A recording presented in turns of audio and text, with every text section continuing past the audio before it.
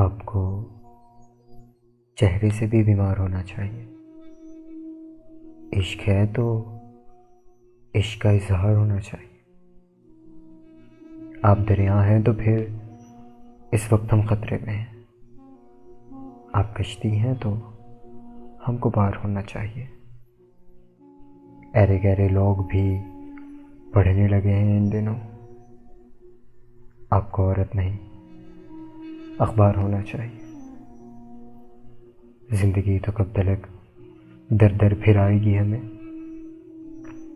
टूटा फूटा ही सही घर बार होना चाहिए। अपनी यादों से कहो एक दिन की छुट्टी दे मुझे। इश्क के हिस्से में भी इतवार होना चाहिए।